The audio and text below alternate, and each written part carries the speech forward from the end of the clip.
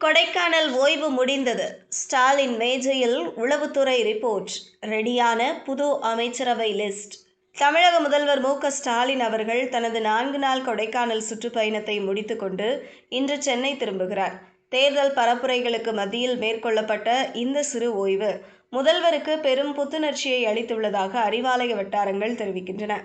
கடந்த 4 நாட்களாக கொடைக்கானலில் தங்கியிருந்த முதல்வர் ஸ்டாலின் அங்குள்ள இதமான காலநிலையை ரசித்ததுடன் மிகவும் உற்சாகமாகவும் மகிழ்ச்சியுடனும் காணப்பட்டார். வழக்கமான அரசியல் நெருக்கடிகள் மற்றும் கோப்பு ஆய்வுகளில் இருந்து விலகி இந்த 4 நாட்களையும் அவர் முழுமையாக ரிலாக்ஸ் செய்வதற்கு பயன்படுத்தியுள்ளார். தன்னை சந்தித்த அமைச்சர்களிடம் பேசுகையில் இந்த விடுமுறை தனக்கு மிகுந்த மனநிறைவை தந்துள்ளதாகவும் உடல் ரீதியாகவும் மன ரீதியாகவும் தன்னை புதுப்பித்துக் கொண்டதாகவும் அவர் நெகிழ்ச்சியுடன் பகிர்ந்து கொண்டுள்ளார்.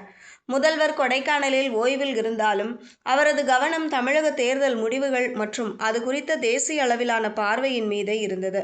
குறிப்பாக தமிழக தேர்தல் முடிவுகள் எப்படி இருக்கும் என்பது குறித்து மத்திய அரசு மற்றும் டெல்லி வட்டாரங்கள் என்ன கணக்கு போடுகின்றன என்பதை தனது பிரத்யேக சோர்ஸ்கள் மூலம் அவர் கேட்டறிந்துள்ளார்.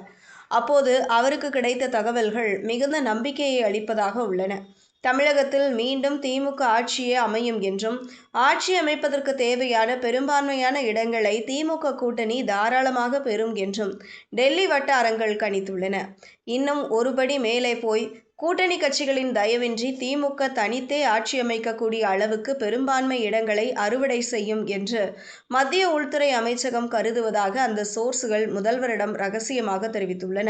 மீண்டும் திமுக ஆட்சியே அமையும் பட்சத்தில் தமிழக அரசுடன் மத்திய அரசு எந்த மாதிரியான உறவை கையாள வேண்டும் என்பது குறித்தும் எந்த அளவுக்கு இணக்கமாக போக வேண்டும் என்பது பற்றியும் மத்திய உள்துறை அமைச்சகத்தில் ஆலோசனைகள் நடத்தப்பட்டதாக கூறப்படுகிறது. இந்த தகவல் முதல்வருக்கு பெரும் அரசியல் பலத்தையும் உற்சாகத்தையும் கொடுத்துள்ளது. டெல்லியின் இந்த மனமாற்றம் மற்றும் சாதகமான தேர்தல் கணிப்புகள் முதல்வரின் ஓய்வு நாளை மேலும் இனிமையாக்கியுள்ளன. இந்த அதீத உற்சாகமான மனநிலையிலேயே முதல்வர் ஸ்டாலின் இன்று சென்னை திரும்புகிறார்.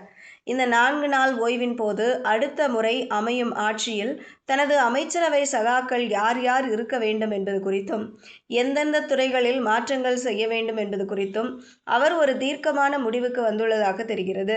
திமுக மேலிட வட்டாரங்களில் கசிந்துள்ள தகவல்களின்படி தனது புதிய கேபினெட் சகாக்களின் பட்டியலை முதல்வர் ஸ்டாலின் ஏற்கனவே இறுதி செய்து கையில் வைத்துள்ளார்.